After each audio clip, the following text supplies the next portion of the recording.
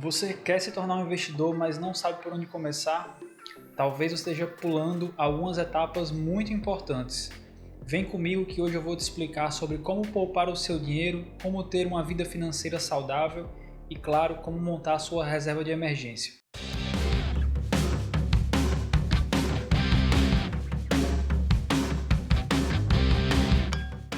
Quando o assunto é investir o seu dinheiro, existem muitas etapas que você precisa levar em consideração antes de começar. Ter uma vida saudável financeiramente é uma coisa primordial. Você, antes de se tornar um investidor, você precisa ser um poupador. Porque, pensa comigo, não tem como você investir o seu dinheiro se ele não sobra no final do mês. E o primeiro ponto que vamos começar falando nesse vídeo é sobre saúde financeira. Uma coisa muito básica que a maioria das pessoas já entendem, mas outras nem tanto, é que você precisa gastar menos do que você ganha. Isso parece ser bem óbvio, mas muitas vezes é um desafio difícil de cumprir. Uma dica para você conseguir fazer isso, caso você esteja com dificuldades, é controlar o seu orçamento. Mas controlar, que eu digo, é anotar tudo que você gasta.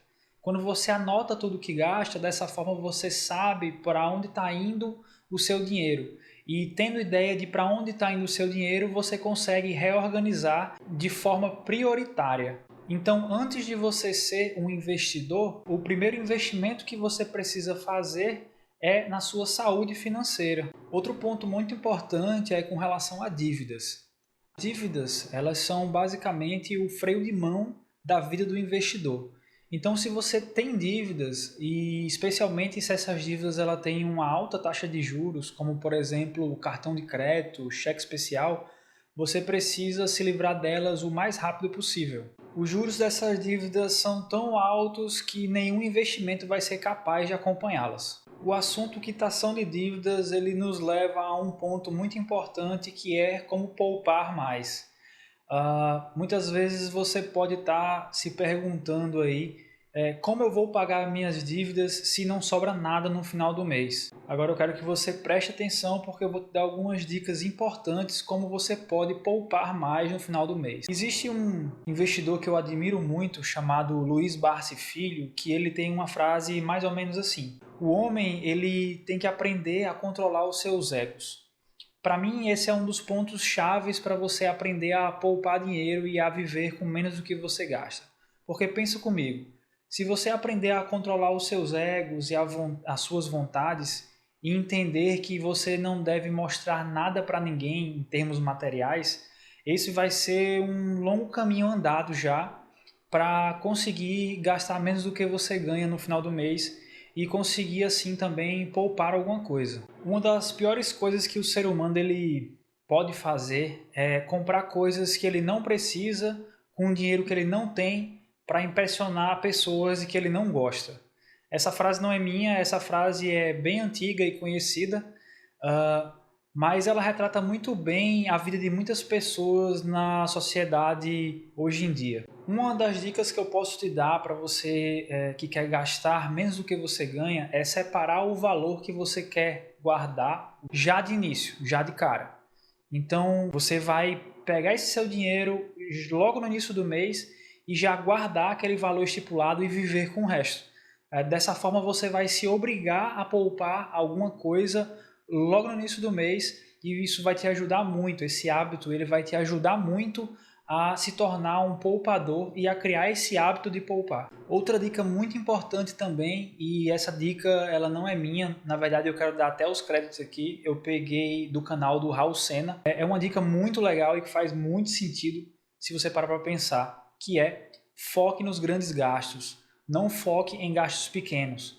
Claro que gastos pequenos têm o seu valor, obviamente, mas pensa comigo, se você vai no supermercado e aí você pega um arroz que custa R$ 7, não vou levar esse, vou levar o que custa 5, você conseguiu poupar R$ 2. Então vamos dizer que numa feira completa você poupou aí 30, 40, R$ 50. É válido, mas se você ganha R$ 5.000 e aí mora numa casa ou num apartamento onde o aluguel é 2.500, o que significa 50% da sua renda. Isso é um gasto assim, absurdo, proporcionalmente falando.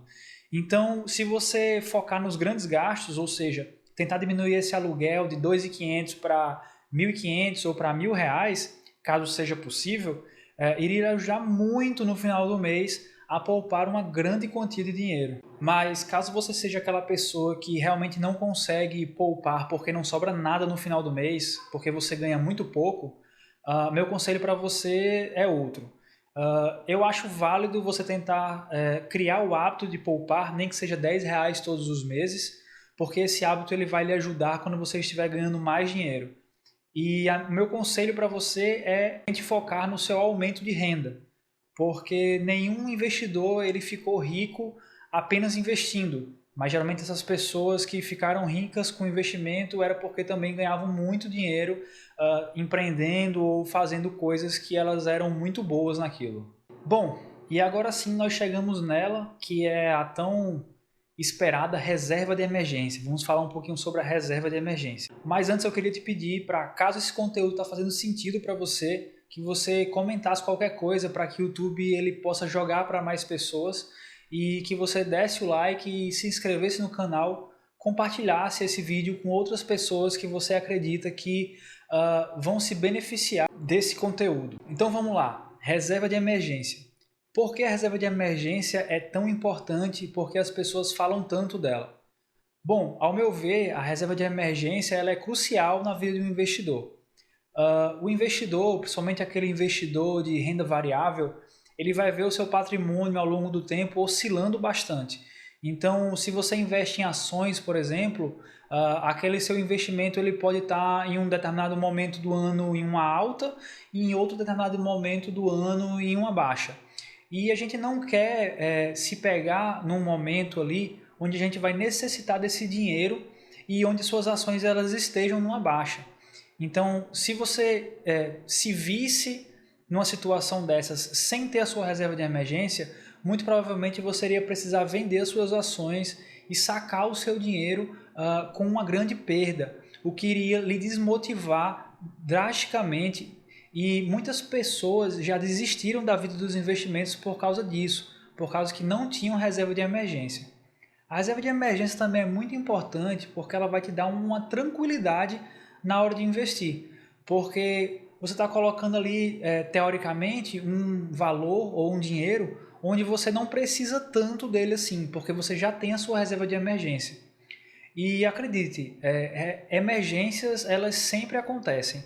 O imprevisto ele é previsto, porque vai quebrar a sua geladeira, vai quebrar o seu micro-ondas, o seu carro ele vai quebrar, vai precisar de manutenção, um pneu vai furar, essas coisas acontecem e é normal. Então, por isso que é muito importante você ter uma reserva de emergência, para que você se resguarde. Tá, Mikael, e como é que eu monto essa reserva de emergência? Por onde eu começo a montar essa reserva de emergência? Bom, geralmente o que é aconselhado para as pessoas é que você comece colocando esse dinheiro em uma renda fixa de liquidez alta, ou seja, uma renda fixa como por exemplo um CDB, onde se você sacar esse dinheiro hoje mesmo ele vai estar na sua conta, porque a emergência, como o nome já diz, não espera. E qual o valor que eu devo colocar nessa reserva de emergência? Bom, aí é muito de caso a caso. Muitos especialistas falam entre 6 e 12 meses dos seus gastos mensais.